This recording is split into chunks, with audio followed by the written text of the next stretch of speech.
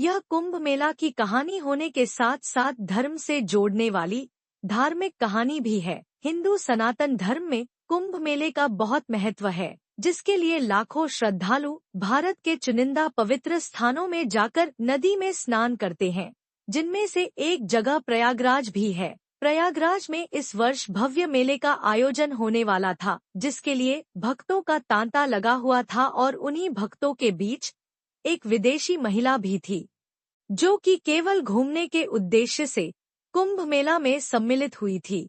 लेकिन उसे क्या पता कि इस कुंभ मेले से उसका जीवन बदल जाएगा। महिला का नाम हेलन था। वह विदेशी संस्कृति में पली बढ़ी और वही उसने शादी करके अपना परिवार बसाया, और अब जब बच्चे बड़े हो गए तब वह देश विदेश अकेले ही यात्राएं करने लगी। इस बार वह प्रयागराज आ चुकी थी। हेलन ने प्रयागराज पहुंचने से पहले होटल में कमरा बुक कर दिया था, इसलिए पहुंचते ही उसे कमरा मिल जाता है। हेलन नहाकर तैयार हो जाती है और होटल में नाश्ता करने के बाद अपना कैमरा लेकर कुंभ मेले में शामिल होने के लिए निकल पड़ती है। लेकिन प्रयागराज के रास्तों में श्रद्धालुओं का झुंड लगा हुआ था। भीड़ देखकर हेलन आगे जाने की हिम्मत नहीं कर पा रही थी। अचानक हेलन को एक अघोरी दिखाई देते हैं, जो अर्धनग्न अवस्था में सफेद विभूति से रंगे हुए दिखाई दे रहे थे। हेलन को उन्हें देखकर उनकी फोटो खींचने का विचार आता है। वह अघोरी के पास पहुंच जाती है और अपना कैमरा चालू करके उनके सामने खड़ी हो जाती है, और जैसे ही वह फोटो खींचती है वह आश्चर्यचकित हो जाती है, क्योंकि अघोरी कैमरे से दिखाई नहीं दे रहे होते। कुछ अंदाजे से कुछ फोटो खींचती है, लेकिन अघोरी का प्रतिबिंब फोटो में नजर नहीं आता। हेलन को लगता है कि उसके कैमरे में कोई खराबी हो गई होगी, इसलिए वह चेक करने के लिए कुछ आने जाने वाले लोगों की भी तस्वीर खींचती है, लेकिन उनकी तस्वीर साफ साफ दिखाई दे रही होती है। तो फिर अघोरी में ऐसा क्या था जो उनकी तस्वीर नहीं आ रही थी? हेलन अघोरी के पास जाकर उनसे बात करना चाहती है, लेकिन अघोरी भक्तों की भीड़ में आगे बढ़ते जाते हैं। हेलन भी उनका पीछा करने लगती है और धीरे धीरे आगे बढ़ती जाती है। हेलन को अघोरी रहस्यमयी लगने लगे थे। वह उनके बारे में जानने के लिए उत्सुक थी। थोड़ा दूर चलते ही हेलन का पैर फंस जाता है और वह गिर जाती है, और जैसे ही उठकर खड़ी होती है तो देखती है कि अघोरी उसकी आंखों से ओझल हो चुके थे। उसे बहुत बुरा लगता है, क्योंकि उसने आज तक इतना रहस्यमयी इंसान नहीं देखा था। उसी दिशा में चारों तरफ देखते हुए आगे बढ़ती रहती है। कुंभ मेला अपना आकार बढ़ाते जा रहा था। श्रद्धालु नदी के घाटों में अपना डेरा हेलन भी संभलते हुए गंगा नदी के घाट पर आ जाती है। चारों तरफ लोग ही लोग दिखाई दे रहे थे, लेकिन हेलन की नजर तो सिर्फ अघोरी को ही ढूंढ रही थी।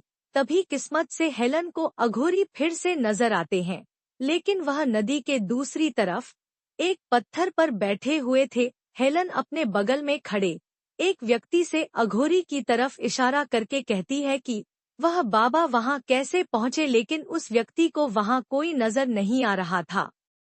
वह हेलन को अनसुना करके वहां से चला जाता है। हेलन नदी के दूसरी तरफ जाना चाहती थी, इसलिए वह एक नाव को किराए पर लेती है और उस पर बैठकर नदी के दूसरे किनारे पहुंच जाती है और उसी पत्थर के पास पहुंच जाती है जहां अघोरी बैठे हुए थे। अघोरी ने अपनी आंखें बंद कर रखी थी और ध्यान में मग्न थे। तभी हेलन उनसे पूछती है, आप कौन हैं?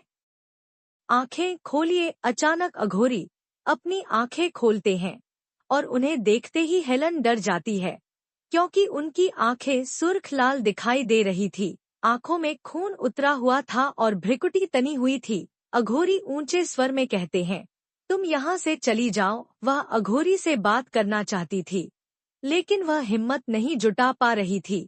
हेलन के दिमाग में अघोरी को जानने की उथल पुथल चल रही थी। अघोरी अपने क्रोधी बर्ताव से हेलन को दहशत दे चुके थे।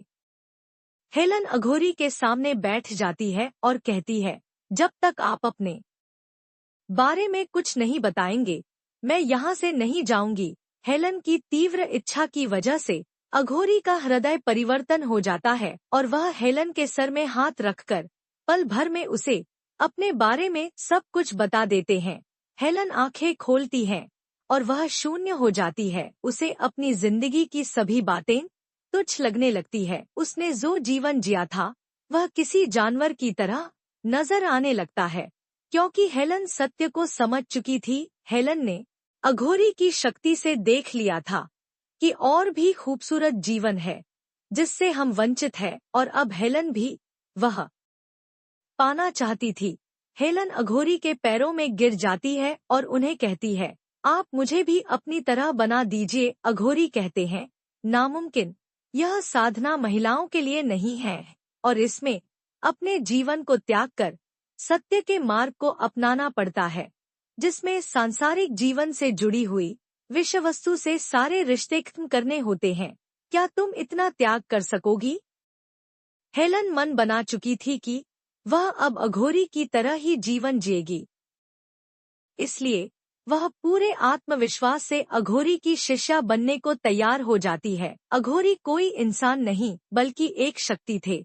वह किसी भी तरह के वातावरण में रहने में सक्षम थे, लेकिन हेलन तो एक साधारण महिला है। वह इनके साथ साधना करने योग्य नहीं थी, इसलिए वह हेलन के लिए उन्हीं पत्थरों के बीच में अपनी चमत्कारी शक्ति से एक छोटी सी गुफा का निर्माण कर देते हैं और हेलन के वस्त्रों को बदलकर उसे वैराग्य की वेशभूषा में ले आते हैं। और जैसे ही हेलन पत्थर के ऊपर साधना के लिए बैठती है तो नदी के दूसरी तरफ कुछ लोगों को हेलन एक देवी रूप में नजर आने लगती है और कुंभ मेला में शामिल भक्त हेलन के दर्शन करने के लिए उतावले हो जाते हैं। एक के बाद एक कई नाव नदी पार करके दूसरी तरफ पहुंच जाती हैं। श्रद्धालुओं की भीड़ हेलन की गुफा की तरफ बढ़ने लगती है। अचानक हेलन की आंखें खुलती है तो अघोरी उसके सामने से गायब हो चुके थे और बहुत से लोग हाथ जोड़कर सामने खड़े हुए थे।